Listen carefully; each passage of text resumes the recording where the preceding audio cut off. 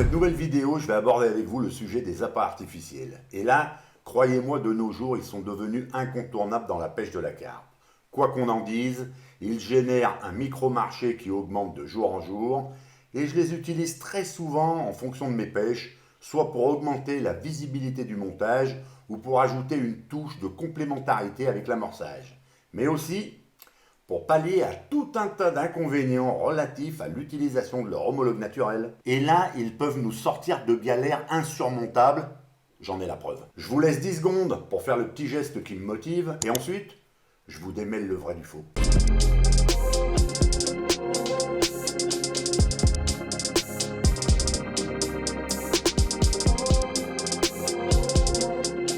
Bonjour, c'est Hubert, j'espère que vous allez bien. Alors je vous le dis tout de suite, si cette vidéo était sortie dans les années 90-2000, elle n'aurait certainement pas eu la même finalité pour moi, et surtout, n'aurait intéressé personne. Et comme d'après le dicton, il n'y a que les abrutis qui ne changent pas d'avis, je l'ai fait, même si cela ne m'empêche pas d'en rester un, pour certains de mes haters. Donc, même si j'en reviens pas moi-même de dire ça, je kiffe les appâts en plastoc. Surtout ceux qui ont un pouvoir flottant. Et je vais vous détailler au fil des chapitres chaque catégorie et surtout leur utilité. Le tout toujours agrémenté de situations vécues pour bien mettre en avant que malgré tout, je reste objectif et qu'encore une fois, je n'ai absolument rien à vous vendre. Alors vous en verrez de nombreuses sortes issues de nombreuses marques et que pour certains, ils m'ont coûté une blinde pour les faire venir de l'étranger, juste pour les posséder dans ma boîte de pêche et de les utiliser dans des pêches bien particulières que j'aurai l'occasion de vous détailler dans les mois qui viennent. Mais aussi de vous les présenter, car comme je l'ai déjà dit dans une précédente vidéo, que seul le manque d'imagination est un frein au développement de ce genre d'appât. Et je peux vous dire que pour certains, fallait y penser.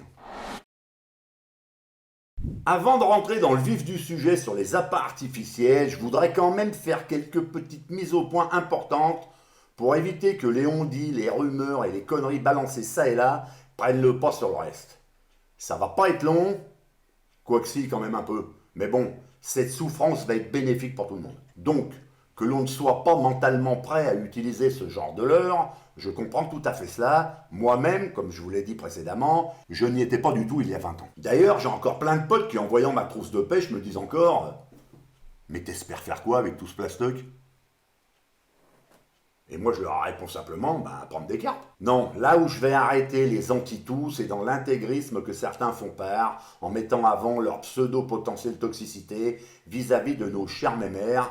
Alors là, je dis tout de suite, stop. Parce que je vais leur expliquer avec quelques notions de chimie, de physique et de transit intestinal. Ouais, je sais, le dernier n'est pas une science, mais je savais pas quoi mettre à la place pour que ce soit bien clair. Qu'il vaut mieux se renseigner un minimum avant de balancer des fausses informations, à qui veut bien les entendre. D'abord, ça sert pas du tout aux débutants qui galèrent quelquefois dans cette pêche, mais aussi qu'aujourd'hui, il est tellement facile de trouver des données sur tout, que cela pourrait leur éviter peut-être de passer pour des quiches. Alors, je vais reparler de l'heure pour bien imager mes propos. Car tout ce qui est mis sur l'hameçon peut être considéré comme cela, que l'appât soit naturel ou synthétique.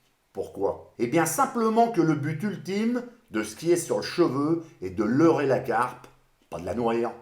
Et ça, c'est la notion la plus importante à intégrer. Car depuis que je pêche avec des appâts artificiels, et là je suis revenu au nom commun donné à Seller, pour bien que tout le monde comprenne, je pense que moins de 1% de mes prises ont avalé mon appât. Et ayant un peu de notion de transit de nos chers cyprins, eh bien je pense que dans les heures qui ont suivi, elles l'ont chié. Ouais, je sais, c'est dit crûment, mais c'est pour la bonne cause. Et quand j'entends dire que cela peut être dangereux, je rappelle que la carpe ingurgite un nombre incalculable de particules non comestibles et qu'elle ne les rejette pas toutes. De nombreuses passent dans l'intestin proximal et vont jusqu'à être expulsées avec les restes d'aliments. Et vous avez vu, là j'ai su me tenir, j'aurais pu dire expulsées dans la merde. Je rappelle aussi que les carpes qui vivent dans nos rivières et lacs ingurgitent une quantité énorme de produits nocifs. Hydrocarbures, PCB et autres produits chimiques de toutes sortes qui sont pour le coup bien plus dangereux que de petits grains de maïs en plastique. De plus, avec une simple réflexion, on peut aussi se dire que ce petit grain de maïs est certainement et de loin bien moins dangereux que de nombreux ingrédients incorporés par certains dans leur bouillette. Et ça, j'en suis convaincu quand je vois certains posts sur les réseaux sociaux. Au fait, une dernière info, nos grands-mères nous ont aussi menti. Quand elles nous disaient qu'en avalant les noyaux de cerise, qu'un cerisier allait nous pousser dans l'estomac. Mais chut, Il y en a qui semblent encore y croire. Tout ça pour dire qu'entre les appâts artificiels et les cons, je peux vous affirmer connaître le plus dangereux des deux. Comment un bout de plastique peut-il rentrer en concurrence avec du naturel? Et surtout constater qu'il fait parfois bien mieux le boulot. Je vais encore une fois revenir à la notion de concept qui n'existe que dans le cerveau humain. Enfin non, peut-être qu'il existe chez d'autres espèces, mais on ne le sait pas. Chez la carpe, comme chez la plupart des poissons, le cerveau est assez rudimentaire en comparaison à d'autres animaux, désignés comme plus évolués. Certaines études ciblent l'absence de cortex cérébral chez les poissons. Il ne faut peut-être pas être aussi catégorique que ça, car même si les poissons ne parlent pas, le langage étant issu du cortex, ils ont certains de leurs sens beaucoup plus développés que les nôtres. Je vous rappelle que l'on est soi-disant sur Terre les êtres avec le cerveau le plus développé. Franchement, à la vue du comportement de certains cassos, je me dis encore une fois que Darwin a dû certainement cacher des choses sur la théorie de l'évolution. Mais bon, pour en revenir aux carpes, elles ont la motricité, les sens quels qu'ils soient, et la mémoire, qui sont tous aussi issus du cortex cérébral. Et là, je suis persuadé que vous êtes en train de vous dire que l'ancien est parti dans un truc qui n'a rien à voir avec le sujet. Ben si vous vous mettez à bouffer du plastique plutôt que de la nourriture qui normalement est votre quotidien, c'est soit que vous êtes con, cassos n'étant pas un adjectif adaptable au carpe, soit que votre cerveau n'a pas la capacité d'analyser dans l'instant que ce n'en est pas. Mais je vais vous donner quelques pistes en vrac pour vous faire comprendre pourquoi cela fonctionne. Déjà, il y a un effet leurre qui est surtout là dans le cas d'appât flottant. Une carpe passe près d'un montage, décolle l'appât équilibré et une de ses congénères qui la suivait s'en saisit par simple réflexe primaire qui est de se nourrir. Et c'est très souvent la première cause de touche lorsqu'un groupe de carpes passe sur un spot. Je vous rappelle que la notion de vie en groupe développe un instinct grégaire qui est de se rassembler et d'adopter le même comportement. Et surtout, ne croyez pas que cela n'est identifié que chez les animaux. Nous aussi, on est en plein dans le grégaire. Beaucoup se rassemblent en fonction de leur instruction, leur pouvoir d'achat, de leur centre d'intérêt, etc. Et adoptent le même comportement que la majorité de leurs semblables, pour faire partie de ce groupe. Bon, je crois que j'étais parti pour vous expliquer un truc sur les appâts artificiels, et d'un coup, je viens de me transformer en anthroposociologue. Mais bon, ce n'est pas grave, c'est juste pour une meilleure compréhension de l'ensemble. La deuxième piste, qui est souvent la cause de touche, est que la carpe ne sait pas mettre dans sa bouche uniquement de la nourriture. Eh oui, elle n'a pas de main, pas de fourchette, donc elle aspire les appâts qu'elle convoite, en même temps que de nombreux autres matériaux non comestibles. Et ce n'est que dans sa bouche qu'elle trie ce qui est consommable de ce qui doit être rejeté. Mais heureusement pour nous, l'hameçon est là, pour faire en sorte que ce morceau de plastique puisse prendre des carpes. Dites-vous bien qu'en nageant, la carpe n'ayant pas de notion de concept, et pour savoir ce qu'est la notion de concept, je vous renvoie à une vidéo que j'ai faite il y a près de 2 ans où je vous explique cela. Je vous mets le lien là, mais aussi dans la vidéo à suivre à la fin de celle-ci. Donc, pour en revenir à cela, sans notion de concept, elle aspire tout ce qui passe à la portée de sa bouche. Le teste, puis le recrache si ça s'avère non comestible. La pêche aux zig joue sur ce paramètre, et c'est pour ça qu'un simple bout de mousse prend des carpes de jour comme de nuit. Une autre piste potentiellement valable dans les eaux infestées d'indésirables est que les appâts artificiels sont souvent les derniers survivants côté appât, et comme le substrat est marqué par l'amorçage, qui, bien que disparu, laisse des traces, eh bien ils sont souvent responsables de prise, alors qu'avec un appât naturel, celui-ci il aurait disparu avec le reste. Et c'est pour ça que dans ce cas, je les utilise le plus souvent aromatisés. De ce côté-là, c'est incontestable que les faux maïs ont le titre de champion. J'en ai de toutes sortes, des gros, des petits, des durs, des mous, flottants, coulants, équilibrés, aromatisés ou non. Et j'ai dû en oublier. Et surtout que j'ai aussi toutes les couleurs de l'arc-en-ciel. Et même des phosphorescents. Même si un grain de maïs n'est pas une forme très compliquée à reproduire, il n'en reste pas moins que ça ne fait pas la différence sur un montage avec du naturel. Ceux qui me diront que le naturel est bien plus prenant, je leur répondrai d'apprendre à pêcher avec des appâts artificiels avant de tout rejeter en bloc. Quand je pense que pendant nos 10 premières années de pêche à la carpe, nous avons taillé un nombre incalculable de morceaux de mousse haute densité de couleur jaune, et que par habitude nous avons encore utilisé cette technique pendant très longtemps. C'était le seul moyen de faire flotter nos grains de maïs, mais à cette époque, il ne nous serait jamais venu à l'esprit de n'utiliser que de la mousse, sans maïs. Aujourd'hui, cette technique de pêche à la mousse est tellement développée grâce aux zig que je vous en parle dans un chapitre suivant. Pour moi, le maïs artificiel n'a vraiment de l'intérêt qu'en version équilibrée ou flottant. Je sais que des amis s'en servent avec succès de manière dense, mais il n'y en a presque plus sur le marché de la carpe. Voici une partie de mon stock perso. Je pense que j'ai un peu d'avance, non? En tout cas, si j'en ai autant, c'est que je sais que cela fonctionne. Ils m'ont permis de prendre de très nombreuses carpes de toute taille, même des très grosses, et que de ce fait, ils ne me quittent plus. Et surtout, n'allez pas croire que seuls les maïs artificiels jaunes sont efficaces. Non, pas du tout. Les roses, les oranges, etc. sont tout aussi prenants. Bon, avec les phosphos, j'ai jamais rien pris avec. Mais je désespère pas. Peut-être les ai-je mal utilisés et surtout pas au bon endroit. Mais comme aucun appât naturel n'est lumineux la nuit, ça vient peut-être de ça. Quoique, ça devrait au moins fonctionner le jour. Remarquez, vu la marque Alien, si ça se trouve, je suis même pas sur la bonne planète pour les utiliser. Aujourd'hui, le maïs synthétique est devenu un incontournable dans la pêche de la carpe. Que l'on y croit ou pas, c'est un fait établi. Je faisais partie des sceptiques dans mes débuts dans le carp fishing, mais force est de constater que les certitudes ne sont là que pour être démontées. Il est vrai que ce soit pour le maïs ou pour tous les autres appâts synthétiques, l'innovation reste anglaise. Les autres ne font que de la copie. Mettre sur le marché un maïs pop-up n'est pas une nouveauté, surtout quand on a l'argument de dire qu'il flotte mieux que les autres. Pas vu de différence. Si le maïs a été la première graine à être imitée pour la carpe, aujourd'hui elles le sont presque toutes. Alors je les ai pas toutes en ma possession, mais j'en ai pas mal. Enfin celles qui me semblent être intéressantes dans les pêches que je pratique. J'ai des arachides, des noix tigrées, des lupins, des pois chiches, du cheneville. Et il y en a qui doivent se dire, mais comment il fait pour tout essayer? Eh bien c'est simple, en fait comme je ne pêche jamais aux mêmes endroits ou en de très rares occasions, vers chez moi par exemple, je ne me suis pas mis de routine dans le fait d'utiliser telle bouillette, tel diamètre, tel appât. Contrairement à beaucoup d'entre vous, et rassurez-vous, j'étais dans la même gamberge dans mes débuts, je ne me dis plus le week-end dernier, j'ai pris mes poissons avec des bouillettes rouges épices en 16 mm, donc le week-end prochain, je refais la même chose. Lorsque vous pêchez, vous n'avez jamais qu'une seule canne. Donc, que vous en mettiez une ou deux avec l'appât qui semble fonctionner sur le poste, pas de souci. Mais pourquoi ne pas profiter de cela pour que la troisième ou la quatrième pêche avec autre chose? Cela peut vous faire avoir de meilleurs résultats. Alors beaucoup ne le font pas parce qu'ils ont trop la culture de résultats en tête. Le week-end dernier, ils ont fait 5 poissons. Là, il faut en faire au moins 5. Sinon, c'est assimilé comme un échec. Eh bien ça, c'est une très mauvaise gamberge. Parce que le jour où ça fonctionne plus, là, les mecs sont désemparés.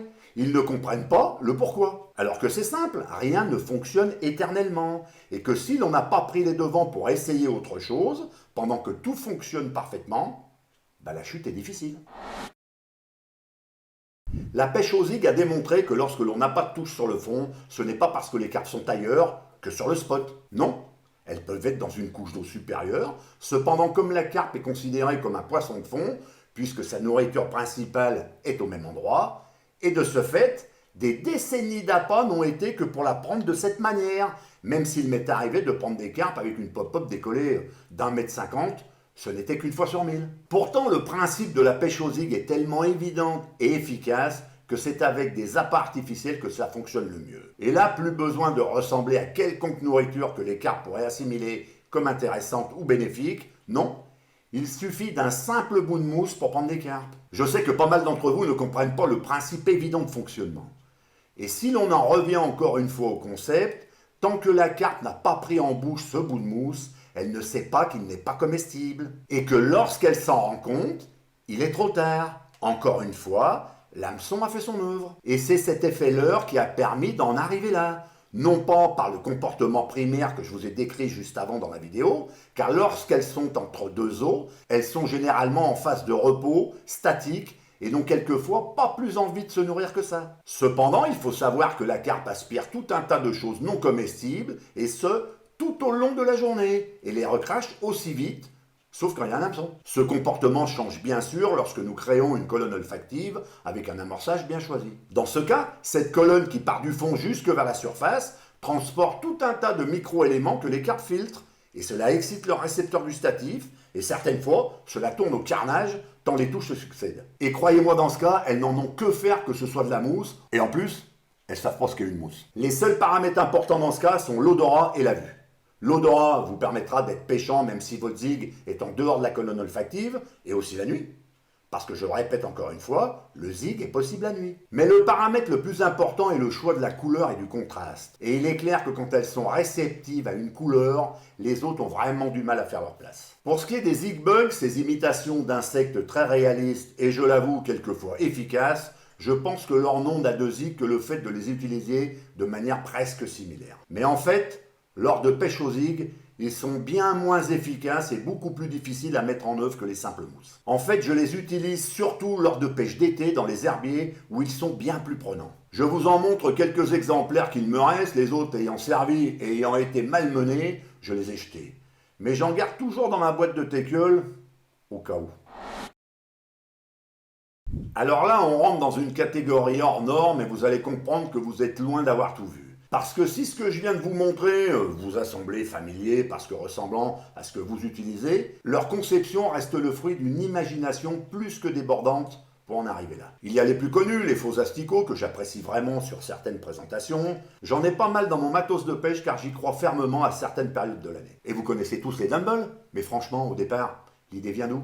Eh bien, elle vient du fait que beaucoup de pêcheurs anglais se servaient de fil dentaire, dental floss, pour attacher leur bouillette flottante aux cheveux sans la percer, simplement pour garder leur flottabilité intacte. Et comme cela n'était pas des plus faciles, il y a donc eu l'arrivée de dumbbell, qui comme son nom l'indique veut dire haltère. Du coup, plus facile à utiliser, mais sans aucune ressemblance avec quelque nourriture naturelle que ce soit. Au départ, en appât naturel, et les voici maintenant en artificiel. Ensuite, nous avons vu apparaître les baies, ces petits fruits issus d'arbustes qui sont quelquefois au bord des rivières, comme les mûres, les glands, etc. Et puis l'évolution a fait qu'on en est arrivé aux escargots d'eau, vers de terre, vers de vase et autres benthos familiers des carpes. Il n'y a que le manque d'imagination qui arrêtera le processus, car aujourd'hui, nul besoin de ressembler à quoi que ce soit de comestible pour que ça fonctionne. Cela peut être difficile à comprendre, mais on en est là. La carpe va être beaucoup plus souvent leurrée qu'auparavant, grâce à tous ces artifices. Vous êtes familier des bouillettes, de leur homologue pop-up, de leur version soluble, là pas de souci. Mais avez-vous connaissance de leur version 3.0 qui les fait ressembler à une version de bouillette droïde tirée d'un film de science-fiction?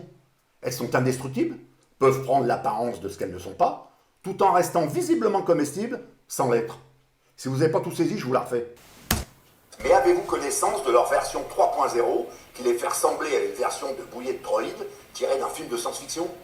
Elles sont indestructibles, peuvent prendre l'apparence de ce qu'elles ne sont pas, tout en restant visiblement comestibles, sans l'être. Voici donc la bouillette blindée résistante à tous les assauts venant de l'extérieur.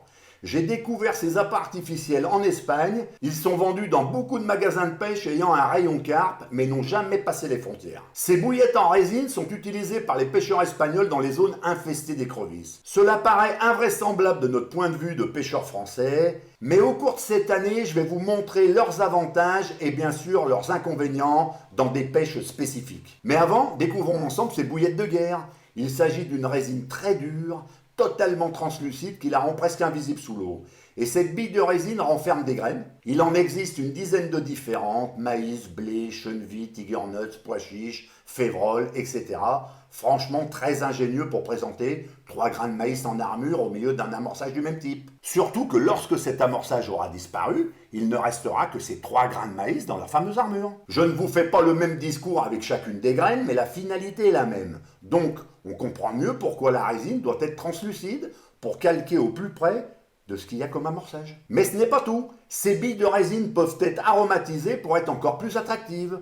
Il en existe même des flottantes de couleur vive pour faire flotter n'importe quoi tout en étant indestructible. Dans de prochaines vidéos en situation, j'aurai l'occasion de vous montrer quelques présentations avec ce genre d'appât artificiel. Cela peut paraître totalement exagéré de se servir de ce genre d'appât, mais c'est parce que vous n'avez jamais été confronté à des situations impensables tant qu'on ne les a pas vécues. À Aureliana, par exemple, au plus fort de l'activité des écrevisses, un sac de 10 kg de bouillettes ne reste pas plus d'1 à 2 heures sur le fond. Après 2 heures, la zone est totalement propre, sans qu'aucune carpe n'en ait mangé une seule. Et ce n'est pas pour rien que le lac possède près de 15 000 nasses à écrevisses. Au plus fort de leur activité, les 150 pêcheurs professionnels d'écrevisses en remontent jusqu'à 700 kg par jour, par pêcheur. Ouais, vous avez bien entendu. Donc, pensez un peu à vos pauvres bouillettes. D'où l'intérêt d'avoir des alternatives de ce genre pour pêcher un peu dans ce style d'endroit. Surtout que les carpes du lac se gavent d'écrevisses. Voici ce que l'on a retrouvé dans chaque sac après quelques heures. Pour conclure, je dirais que vous faites comme vous voulez, Mais si vous n'êtes pas convaincu, je vous incite à essayer ce genre de présentation et je suis sûr qu'après cela, vous allez changer d'avis au sujet des appâts artificiels. De très nombreuses prises sont faites grâce à eux, j'aurai l'occasion de vous en reparler en action de pêche et vous verrez que ça fonctionne vraiment. Il est clair qu'aujourd'hui, de ne pas avoir d'appât synthétique dans sa boîte de pêche, ne serait-ce que des grains de maïs, paraît inconcevable tant ils sont efficaces. Seuls ou en association avec des appâts naturels, ils offrent une très grande sécurité d'être en action de pêche, quelles que soient les conditions. Et là, je ne parle uniquement de la pêche avec des montages sur le fond. En pêche itinérante par exemple, ils sont un gage de rapidité de mise en œuvre, puisqu'il n'y a pas besoin de changer d'appât, non seulement entre chaque poste, mais aussi entre chaque pêche, même si elles sont espacées de plusieurs jours. Et à chaque prise de carpe, ils sont toujours opérationnels. C'est de la pêche de la carpe au leurre. Donc, je ne saurais trop vous conseiller de franchir la barrière de réticence aux appâts artificiels et vous verrez que vous allez être comblé. Sachant, encore une fois, que rien n'est magique, même le plastique, qui lui, n'est que fantastique. J'espère que cette petite vidéo vous aura intéressé et surtout interpellé. Si vous êtes satisfait, on pense au petit pouce bleu qui fait plaisir. Et pour les commentaires, donnez-moi vos avis positifs ou négatifs avec ce genre d'appât. A bientôt et gardez la pêche!